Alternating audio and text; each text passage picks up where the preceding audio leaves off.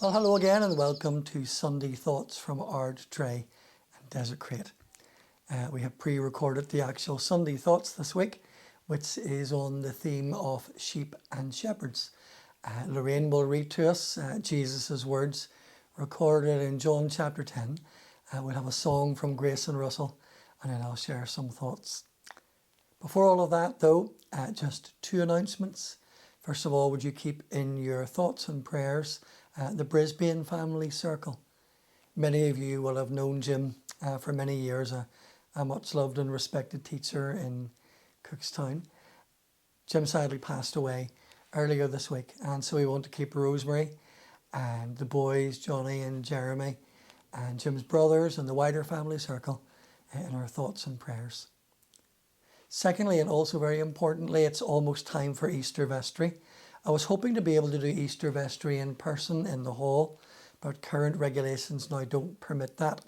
So what most parishes in this part of Ireland are doing is they're having a short Easter Vestry after morning worship.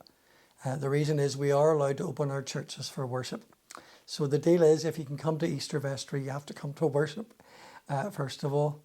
So I'm planning to do that in 2 weeks' time on Sunday the 9th of May, literally 10 minutes, to elect vestry and wardens and to sign the necessary paperwork.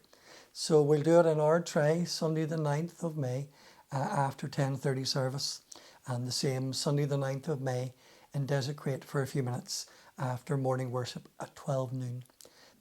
So if you want to come along, don't forget, you have to come to morning worship first of all. If you come to morning worship and you don't want to stay for the Easter General Vestry, there will be a break of a few minutes before we begin our meeting. So don't let that be a concern. Okay, time for Sunday Thoughts. John 10, 1-15. Verily, verily, I say unto you, he that entereth not by the door into the sheepfold, but climbeth up some other way, the same as a thief and a robber. But he that entereth in by the door is the shepherd of the sheep. To him the porter openeth, and the sheep hear his voice, and he hath his own sheep by name, and leadeth them out.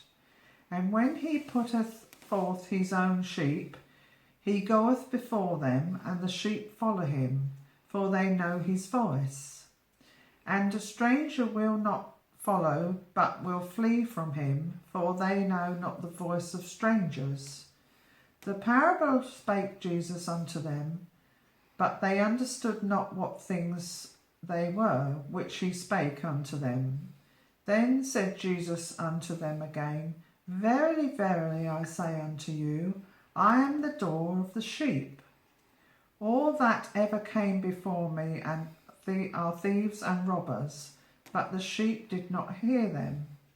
I am the door. By me, if any man enter in, he shall be saved, and shall go in and out and find pasture. The thief cometh not, but for to steal and kill and to destroy. I am come that they might have life, and that they might have it more abundantly. I am the good shepherd. The good shepherd giveth his life for his sheep. But he that is hireling, and not the shepherd, who own the sheep, are not seeth the wolf coming, and leaveth the sheep and fleeth, and the wolf catcheth them, and scattereth the sheep. The hireling fleeth because he is a hireling, careth not for the sheep. I am the good shepherd, and I know my sheep, and know of mine. As the Father knoweth me, even so know I the Father, and I lay down my life for the sheep.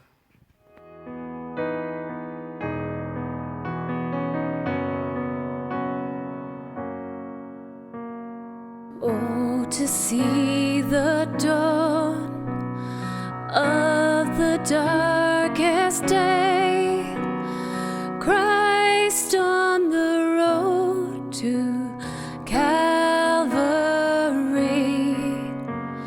tried by sinful men, torn and beaten then,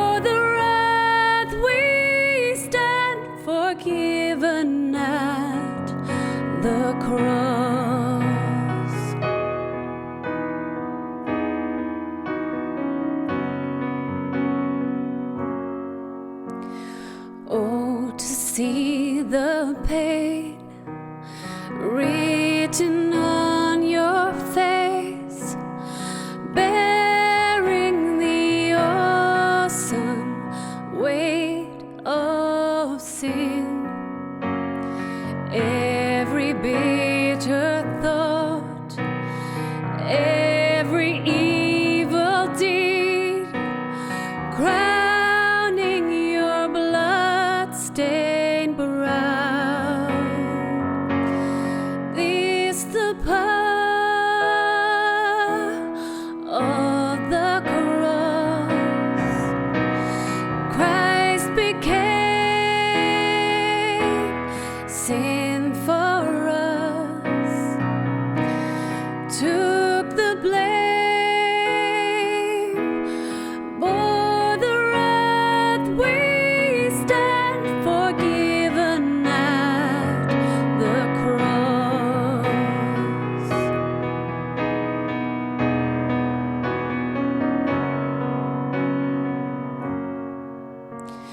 Now the daylight flees, now the ground beneath quakes as its maker bows his head. Curtain torn in two, dead are raised to life, finish the victory cry. This the power of the cross. Christ became sin for us, took the blame, bore the wrath. We stand forgiven at the cross.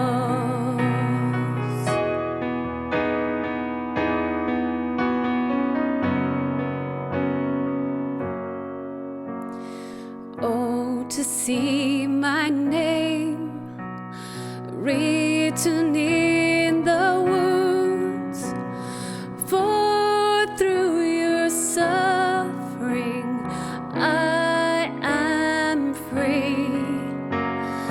Death is crushed to death, life is mine to live, won through your selfless love. This the power of the cross. Son of God, slain for us. What a love, what a cost. We stand forgiven at the cross.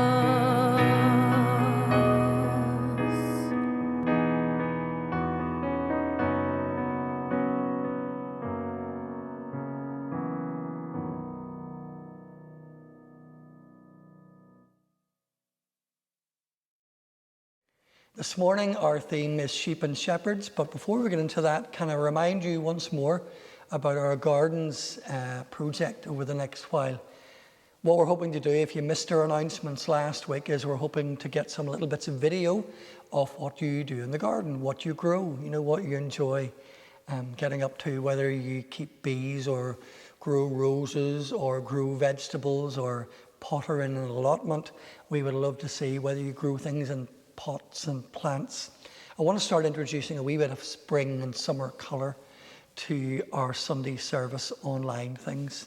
So if you can be part of that, we need your help, and we'd love it if you can share garden colour with us. Give me a ring or talk to Heather, and between us we'll get some little video clips made. There are many different word pictures given to us in the Bible to help us understand what God is like. Probably the best known is that of God as Father, and a good Father at that. When Jesus taught his friends to pray, he taught them to begin with the words, Our Father in heaven.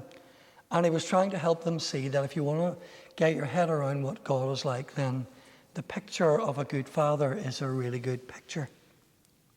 The best of all known Psalms in the Bible from that lovely Old Testament book of Psalms is probably Psalm 23. The Lord is my shepherd. And when we think about a shepherd, we think of someone who leads us, guides us, protects us, restores us, provides for our needs. So the Old Testament gives us this picture of God as a shepherd, guiding and leading his people. But when you fast forward to the pages of the New Testament, you'll discover that word picture is developed. Jesus once spoke of himself as the Good Shepherd. I think that possibly means that in his time there were bad shepherds. And by that I mean religious leaders who didn't really care about people that much, who were in it for respect, or who were in it for the money, or in it for a free house, who knows. But they didn't lead people or watch out for people or try and care for people. But Jesus said he was the Good Shepherd. And I think in saying that, he was comparing himself with many of the Jewish religious leaders whom he mixed and mingled with. Jesus also said of himself that the Good Shepherd calls his sheep by name. I'm sure it has struck you because it has struck me how many different numbers are linked to your name. Make a phone call about something and they'll probably ask for a number rather than a name.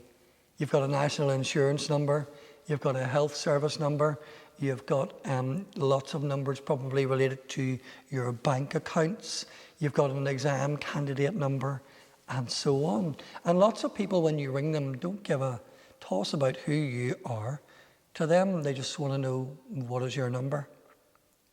But Jesus says the Good Shepherd calls his sheep by name. And I've always liked that thought.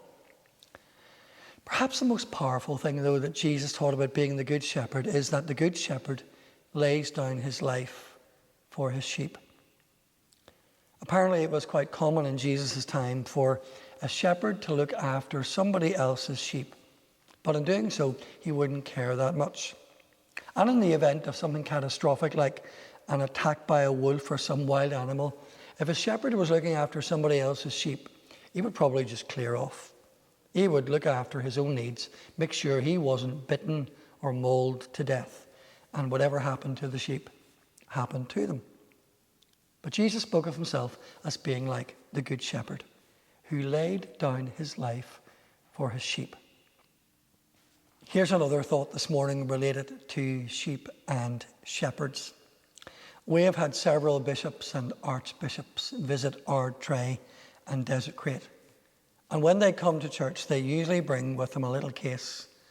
And inside the little case, there's a stick that is shaped like a shepherd's crook.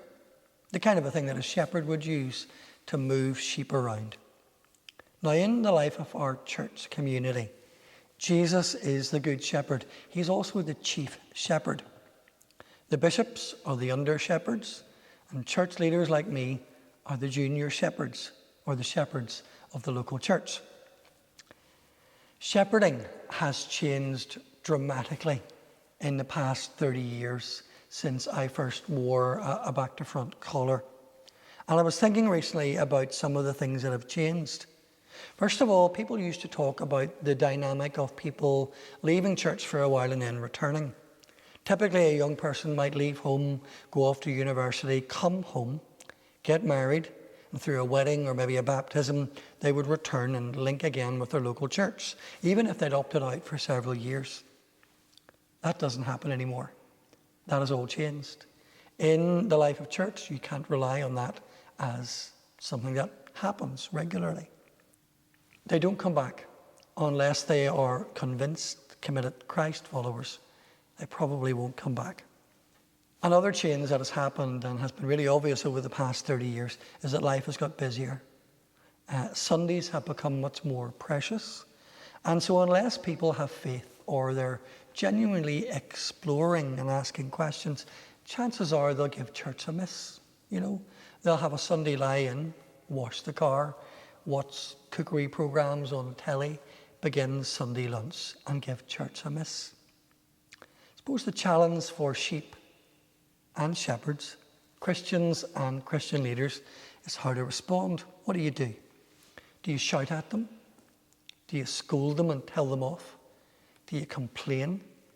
Do you accuse them? Or do we sit down and think differently about being sheep and being shepherds, and what church and ministry is all about, and how we can connect with non-religious friends?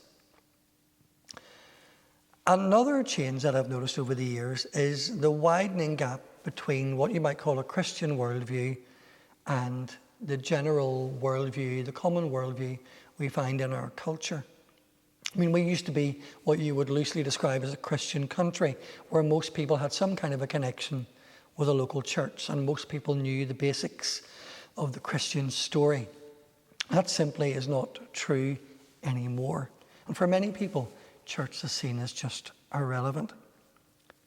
So it's a really good exercise for those of us who are part of local churches to sit down and ask ourselves the question, if we weren't here, would we really be missed? Or what about this? What if we were known in church as the most radically different, amazing, loving, gracious group of people? The most giving, the most joyful, the most loving people in town. People would notice, wouldn't they, if church was more like that? Another change that has happened over the past few decades is simply the internet and how that has changed everything about our lives. I mean, the internet is amazing, and you're watching here Sunday Thoughts because you have internet. You can get anything you want on the web. You know, you can watch a movie, you can listen to music, you can play a game, you can do your shopping, you can look for love. You can do all sorts of things on the internet. Now, regarding church and the internet, choices are unlimited. You can tune in to mega churches in America with the best preachers in the world if you want to do that. Now look, I'm not complaining when I reflect on how the world has changed in the past few decades. I'm just thinking that amidst all these huge, fast-moving changes, we need to do some rethinking and reimagining about church. Final thought then for today about sheep and shepherds. Remember the Easter story. On the night before Jesus died, it's cold. Jesus has been arrested and Peter is outside warming himself by a fire. And somebody asks him, "Were you with Jesus?" And Peter said, "No." And it happens again, and it happens again.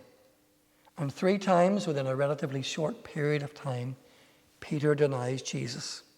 And he thinks he's blown it. He's let down his best friend, and life can never be the same again. But Jesus sees us differently than anybody else. And after the resurrection, Jesus has work for Peter to do. Now you might assume that because Peter made such a hash of things that Jesus would never trust him again. But that's simply not true. 3 times Peter had the opportunity to say he was with Jesus, and 3 times he denied Jesus. So in John chapter 21, Jesus asks Peter the same question 3 times. "Peter, do you love me?" And it's almost as if Jesus is using psychology here to kind of erase Peter's denial by giving him 3 opportunities to say 3 times in a row that he loves the Lord. And then Jesus gives Peter a job to do. He said, "Go and feed my sheep." He calls Peter to be a shepherd of the flock. And Peter would be one of the most influential leaders in the early church. Fast forward 2,000 years, and we believe that God still calls people to be shepherds of the flock, to care for people, to love them, to encourage them, to teach them, to feed them, to guide them, to protect them. It is a serious privilege and responsibility. Part of my shepherding means that every now and again I flag up the need for more shepherds in church. Maybe some of you listening today might be prompted. Maybe God is prompting you that in some way or at some level you could be one of the ones who loves and leads and guides and teaches. Maybe God's calling you to be a shepherd of the flock. God bless, and thanks for listening.